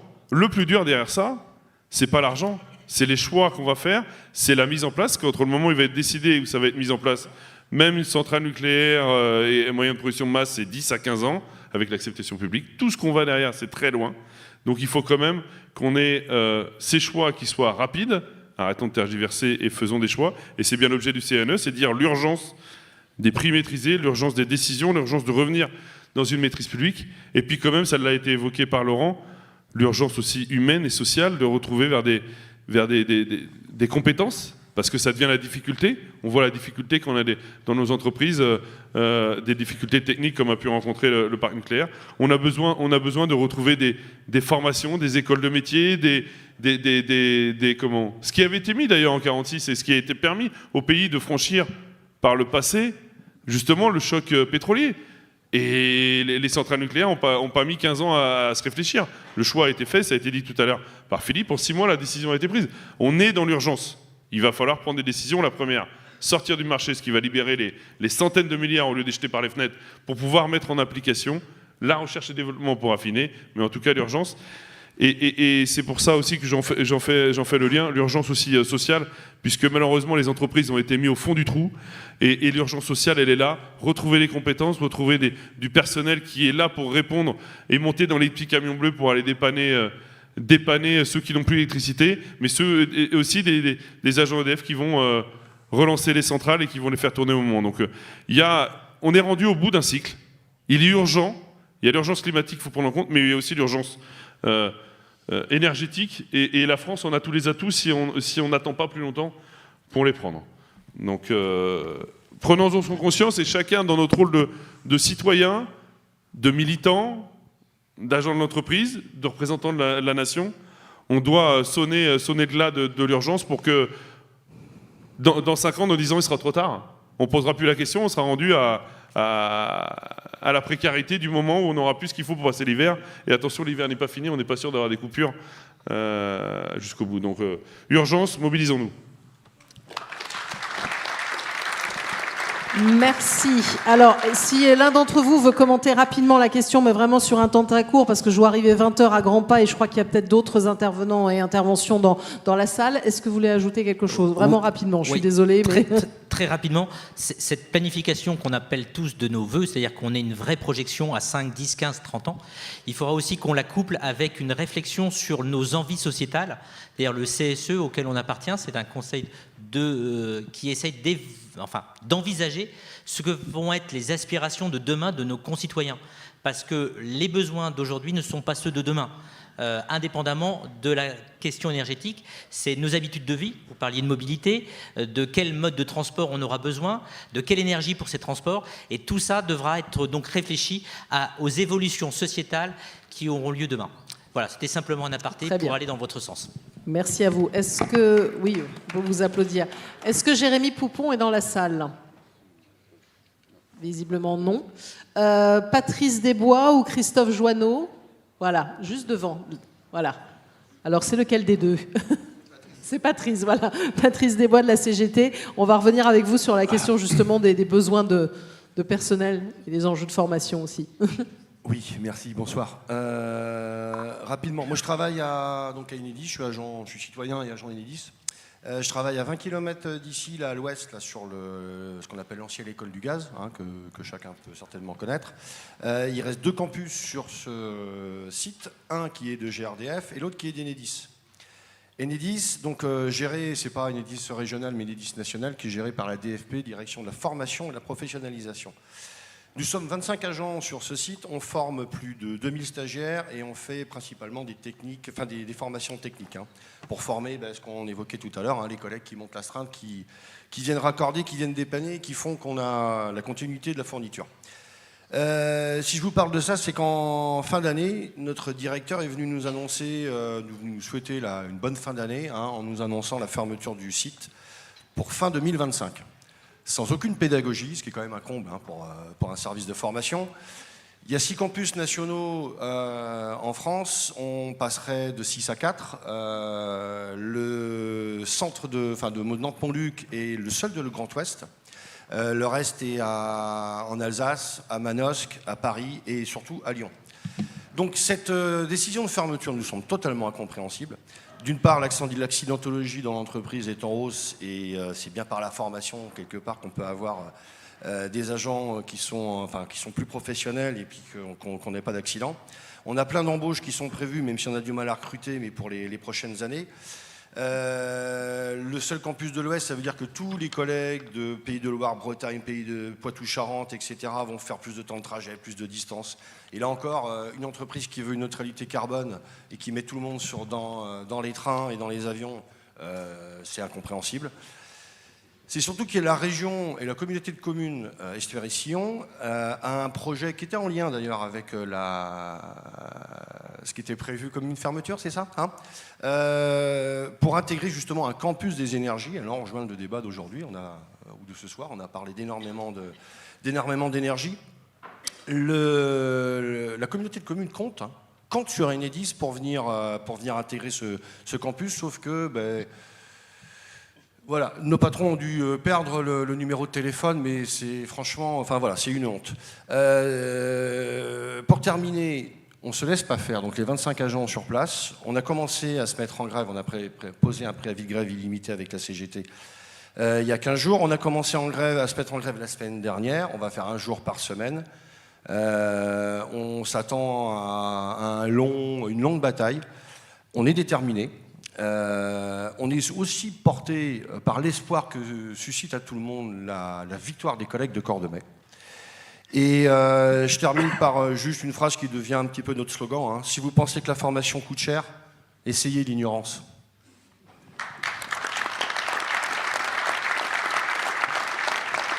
Merci à vous en tout cas pour votre témoignage. Est-ce qu'éventuellement il y a une question dans la salle? Oui, voilà, il y a une main levée, on va vous attendre comme ça. Ça fera l'occasion de prendre une dernière question et une conclusion des uns et des autres à cette table ronde. Bonjour à tous, Fabien Plateau, simple citoyen, vendéen et représentant personne à part moi. C'est très bien. D'accord. Je voulais déjà vous remercier pour ces deux belles tables rondes. Dommage qu'on n'ait pas un peu plus parlé du citoyen, parce qu'on est quand même la base. On l'a quand même évoqué. Vous avez vu la participation, l'acceptation, etc. Concernant la participation, la prochaine fois, on fera monter un citoyen lambda. Concernant la participation et l'acceptation, vous pensez réellement que vous allez pouvoir acheter des citoyens avec une participation financière? Non, c'est pas ça. Alors justement, oui, parce qu'on parle souvent de financement participatif, mais oui, tout à fait. Et justement, et en fait, ce qui se passe, c'est pour le vivre sur le territoire, tant que les décisions concernant la transition énergétique seront prises dans des bureaux par des personnes qui ne sont pas du territoire et qui ne subissent pas ce qui se passe sur le territoire, on ne va pas pouvoir y arriver. C'est une certitude. Et la main doit être donnée directement aux citoyens sur les territoires. Et là, peut-être que cette acceptabilité, on l'aura.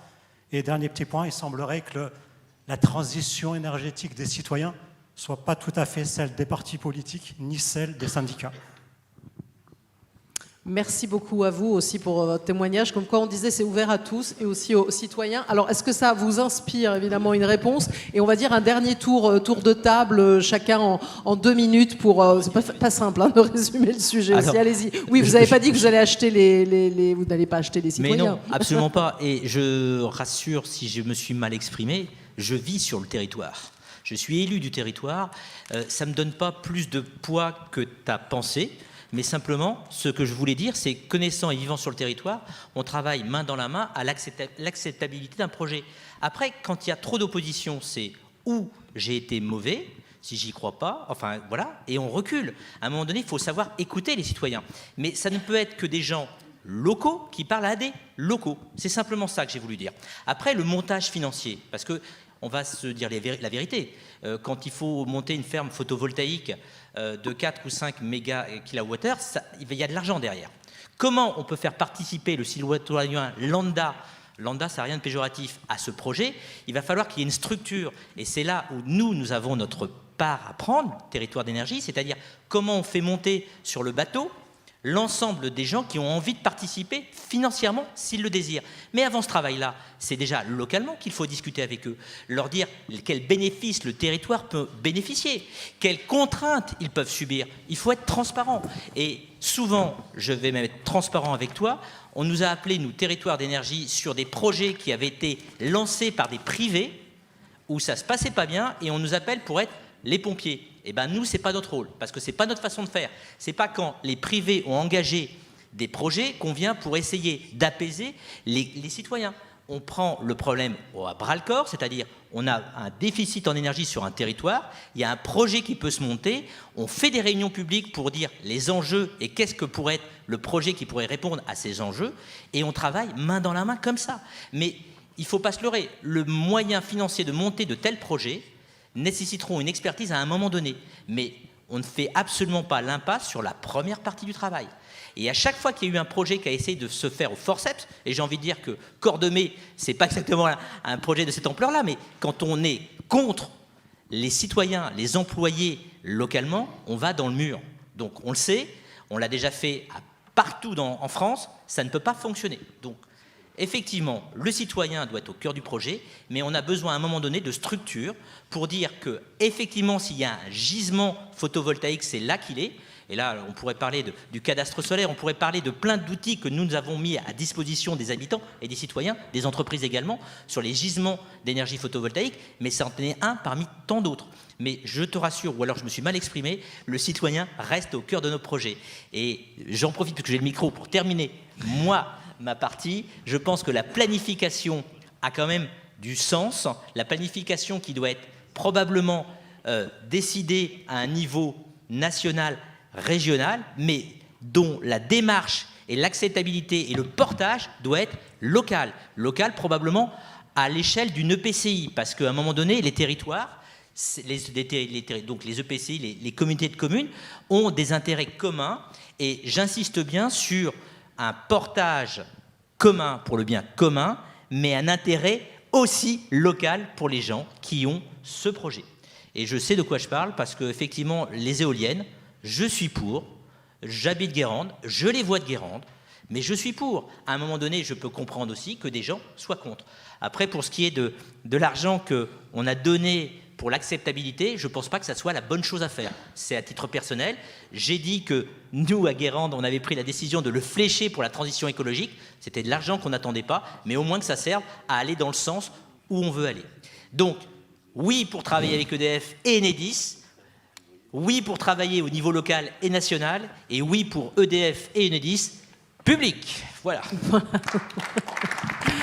Je crois que Merci à vous. Mathias Tavel, je crois que vous étiez prêt à réagir. Oui, sur la question de l'acceptabilité. D'abord, il y a la question de l'acceptabilité des ENR, elle existe. On va pas et c'est une difficulté. j'ai la faiblesse de penser que déjà, si c'était fait par des opérateurs non lucratifs et que donc la question de la recherche du profit était écartée de la discussion sur faut-il ici de l'éolien, du solaire, etc., déjà on aurait une discussion plus favorable. Et qu'au moins on aurait la discussion, est-ce que c'est d'intérêt général ou est-ce que c'est superflu, et pas la discussion, est-ce que c'est d'intérêt général ou est-ce que c'est juste pour enrichir quelques actionnaires au passage. La discussion ne serait pas la même. Deuxièmement, il y a une autre dimension d'acceptabilité qui est l'emploi, et l'emploi industriel. Là, je reprends la casquette de Saint-Nazaire, mais dans la région, l'énergie marine, c'est 2000 emplois directs, de la usine d'assemblage de Montoire aux infrastructures portuaires et aux travaux d'installation, et le centre de recherche et de commercialisation, on va dire, malheureusement anciennement Alstom, maintenant General Electric à Nantes. Donc c'est aussi une manière de rendre ces énergies souhaitables pour la population. De dire qu'il y a des emplois et des emplois locaux. C'est sûr que si on dit on va faire du photovoltaïque parce qu'on va importer des panneaux chinois, moi-même ça me pose un problème, et je suis pour qu'il y ait un protectionnisme qui permette qu'on fasse les panneaux photovoltaïques dont on a besoin ici et pas à l'autre bout du monde pour les importer. Et déjà, je pense que les gens seront plus favorables. Il y a une entreprise française qui fait des panneaux. Oui, et elle a bien du mérite, mais c'est pas gagné. Après, et puis plus globalement, je rejoins ce qui a été dit, on a besoin d'un horizon de long terme et de choix stables. Là-dessus, je suis d'accord. La question, c'est qui fait le choix? Est-ce que c'est, comme vous l'avez expérimenté sur Cordemais, dans un bureau de l'Élysée qu'on obtient la décision? Ou est-ce que c'est une délibération démocratique, le Parlement? Mais peut-être que si on veut que ça résiste à plusieurs majorités et à des alternances, peut-être que la question du référendum sur, pas pour ou contre le nucléaire, mais sur 1, 2, peut-être 3 scénarios, en disant voilà, celui-là il a tels avantages, tels inconvénients, tels avantages, tels inconvénients, et vous choisissez. Et les Français choisissent, et au moins on a une légitimité forte pour que derrière ça résiste à des débats qui peuvent changer. Dernier point sur l'urgence, parce que Gwenaëlle a raison sur un point, enfin sur beaucoup, mais sur un en particulier, pas sur tous, mais c'est l'urgence, absolument d'accord, mais aujourd'hui, le programme nouveau nucléaire EPR2 SMR, on a parlé de Paris tout à l'heure, moi j'attends de voir un EPR qui fonctionne correctement, premièrement, et deuxièmement, c'est horizon 2037-2040 au mieux. Donc ce n'est pas vrai que la réponse à l'urgence en besoin d'électricité, c'est le nucléaire. L'urgence, c'est la sobriété, les économies d'énergie et le développement des renouvelables et le raccordement des renouvelables déjà installés, parce que là aussi, il y a des projets qui pourraient être faits davantage si on donnait les moyens aux entreprises de réseau. Donc voilà, et je pense que là-dessus, même sur le scénario le plus nucléarisé de RTE, en 2050, vous avez x7 en solaire, x2,5 en éolien terrestre et 22 gigawatts d'éolien en mer. Et avec tout ça, vous avez 50% de nucléaire. Donc déjà, c'est là l'urgence. Et c'est là où on est en retard. Et si on avait fait les objectifs européens de renouvelables, on aurait 4 fois la puissance installée de Fessenheim. Merci à vous. Alors je vois encore qu'il y a encore des mains levées. Malheureusement, il va falloir s'arrêter. Et de toute façon, on continuera après autour du foyer et d'un échange convivial, on va dire. Mais est-ce qu'il y en a l'un ou l'autre qui veut ajouter quelque chose à cette table ronde? On est vraiment en 1 minute, ou demi. Alors, allez, il y en a deux. Roland Marion, et après je vous passe la parole, Gwenaëlle. Allez-y. Oui, je veux juste dire, mais très rapidement, un petit mot sur un sujet qui a été un tout petit peu effleuré, en particulier dans votre témoignage très fort tout à l'heure sur Cordemais, qui est celui du dérèglement climatique, qui est évidemment très lié à notre mix énergétique. La France est contributrice à hauteur de 0,8% des émissions de gaz à effet de serre mondiales. Bon. Notre GIEC des Pays de la Loire nous le dit, nous l'apprend, les Pays de la Loire, c'est 0,05% des émissions de gaz à effet de serre mondiales. Ce qui veut dire pour moi deux choses. Parce que nos contributions individuelles au gaz à effet de serre, c'est tout ce qu'on importe en fait, de Chine, d'Inde, etc., de tous ces pays qui n'en ont à peu près rien à faire de savoir s'ils produisent avec beaucoup d'énergie très carbonée. Donc ça veut dire deux choses. Ça veut dire premièrement qu'il faut réindustrialiser chez nous parce qu'on aura la chance d'avoir un mix énergétique très décarboné et que c'est en réindustrialisation chez nous qu'on va réussir à décarboner réellement nos objets de consommation. Et le deuxième, c'est qu'il faut fixer des objectifs pour décarboner quand même évidemment chez nous, mais qu'on ne pourra pas le faire sans prendre en compte de manière très intime, premièrement les gens qui habitent sur les territoires et deuxièmement les gens qui travaillent sur les usines sur lesquelles on va traiter la décarbonation. Merci à vous. Oui, allez-y. Et je me permets justement de clôture ce CNE, et on se félicite quand même en tant que CSE central, qu'il soit d'EDF ou d'Enedis, et donc représentant du personnel de ces industries, que que ces débats mobilisent, intéressent, questionnent.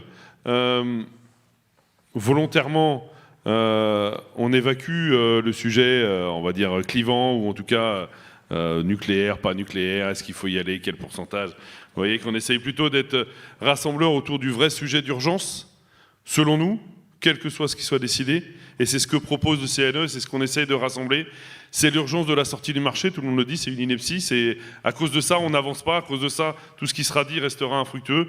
Il faut sortir du marché, il faut revenir vers une vraie nationalisation d'EDF et pas ce qui est en train de se passer pour que l'entreprise intégrée puisse vivre, pour que derrière ça l'usager puisse retrouver des prix maîtrisés et quelque chose qui soit cohérent avec l'atout français et avec tout ça. Et c'est le slogan du CNE pour un retour à l'énergie publique, et c'est ce qu'on va continuer de débattre dans le pays pour qu'il y ait cette prise de conscience et qu'on arrive à gagner aussi sur cette lutte. Merci à vous. Oui, allez-y. Bassem Assé, allez-y, vous pouvez ajouter quelque chose, évidemment. Juste un mot, parce que ça prolonge ce qui a été dit à peu près par tout le monde. Je crois qu'il y a une étape importante qui arrive au mois de février, que Philippe Brun a évoqué tout à l'heure, vous l'avez noté. Il y a une possibilité, il y a une fenêtre de tir pour que EDF soit nationalisé et que son capital soit rendu incessible. Et dans l'ensemble de ses activités. Vraiment, c'est dans ces termes-là. Et je pense que s'il réussit son coup, entre guillemets son coup, puisqu'en fait c'est quelque chose qui est organisé à l'Assemblée nationale, bien si tous ces députés vont dans cette direction-là, on aura fait peut-être un premier pas dans la direction de ce que Gwenaël vient de décrire. C'était une précision importante, oui, on peut vous applaudir. Et donc pour rebondir, Gwenaël Plagne, il y a une pétition, on peut rejoindre évidemment le CNE, c'est dans le foyer, tout ça. Donc merci en tout cas à tous les 6 pour votre intervention. Merci à vous tous qui nous avez suivis pendant 3 heures, on va dire, de débat qui était très riche, et à vos témoignages aussi. Et donc on vous invite à poursuivre dans le foyer. Très très belle soirée à vous tous et merci.